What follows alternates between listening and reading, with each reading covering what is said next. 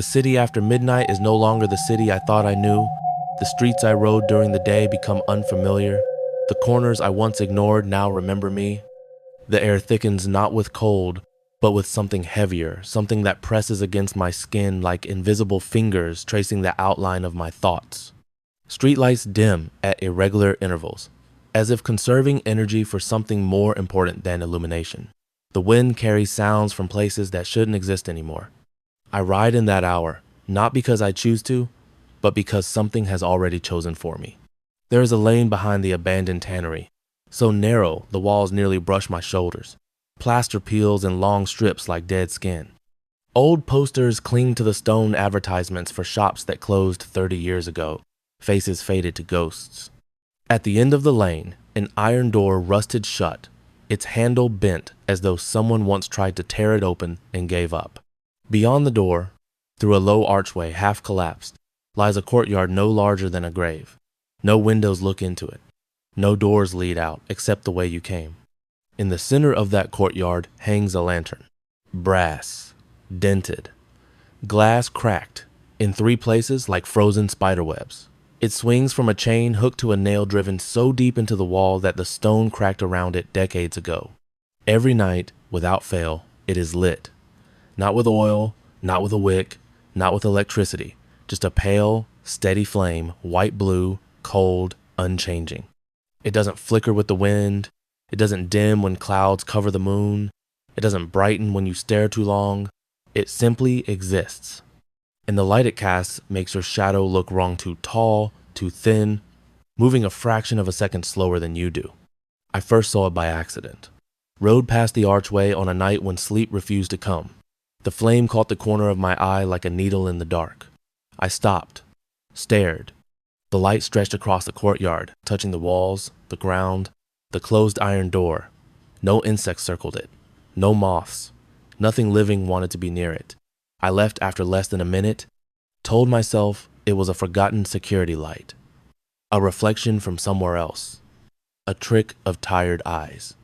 But the next night I came back. The flame was still there. Exactly the same height. Exactly the same color. I stood longer this time. Watched. Waited for it to change. It didn't. The chain didn't sway.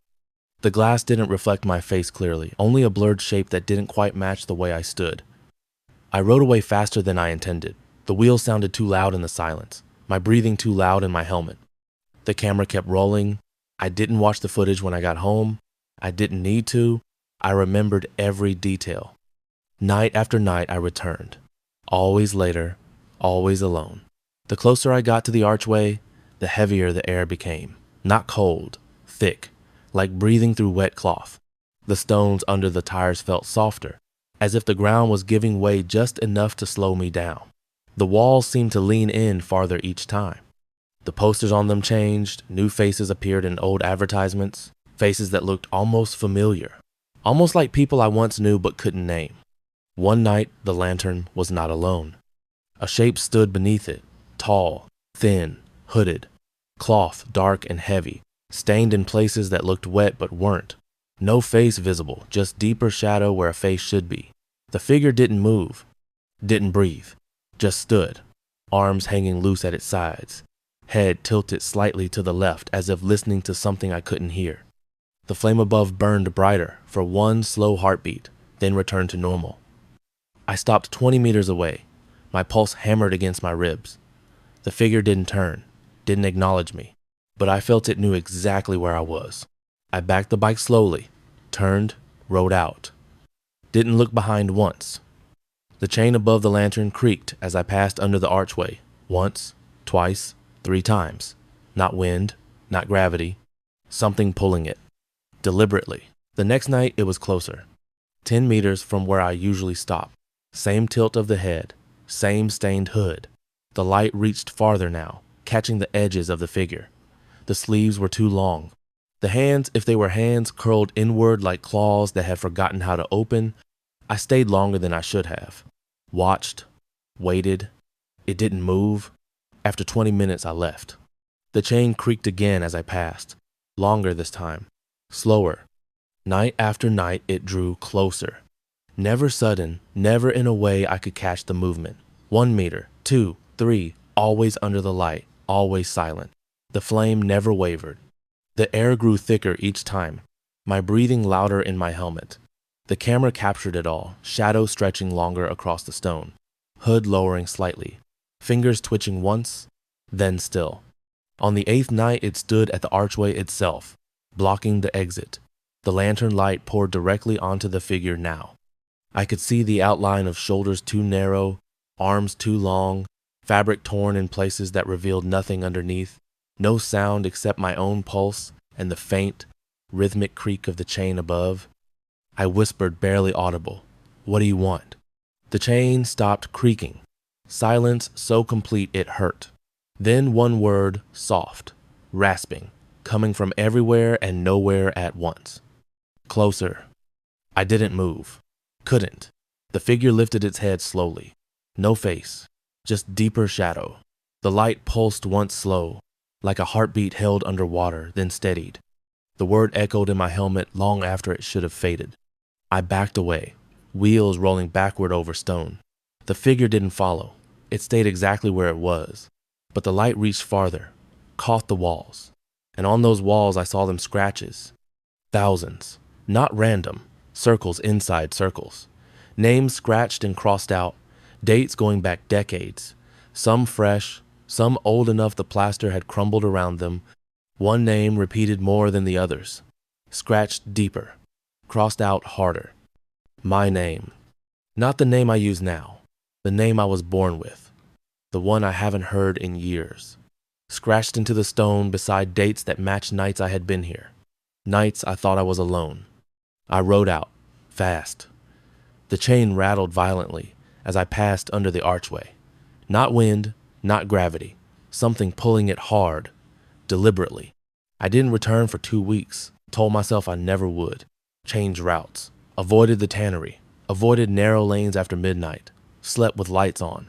Checked locks twice. Watched the footage once, only once. Saw the figure, saw the scratches, saw my name. Turned it off, deleted nothing, couldn't. But the pull returned. Stronger. Like a hook lodged deep in the chest, pulling every time the clock passed midnight. When I finally rode back, the lantern was still burning. The figure was gone. But the courtyard wasn't empty. On the ground beneath the lantern lay a single object. A small brass key, old, tarnished, the kind that opens doors no one remembers. Next to it, scratched fresh into the stone, "Come closer next time," or "It comes to you." I didn't touch the key, didn't stay, rode out faster than ever. The chain above rattled so hard it sounded like laughter, low, wet, endless. After that night, things began to change inside my head. I started noticing the same stains on my own sleeves, dark patches that weren't there before, the same tilt in my reflection when I passed mirrors at night, the same slow delay in my shadow when I walked under streetlights. I told myself it was fatigue, imagination, lack of sleep, but the scratches appeared on other walls now, not just in the lane, on buildings I passed on my normal routes, on fences, on doors. Always the same circles. Always my name scratched beside dates I didn't remember being anywhere near. I began to hear the chain creak even when I wasn't riding. In my apartment, in the shower, in the middle of conversations with people who didn't exist. I started talking to myself to drown it out. But my own voice sounded delayed, like it was coming from someone standing just behind me.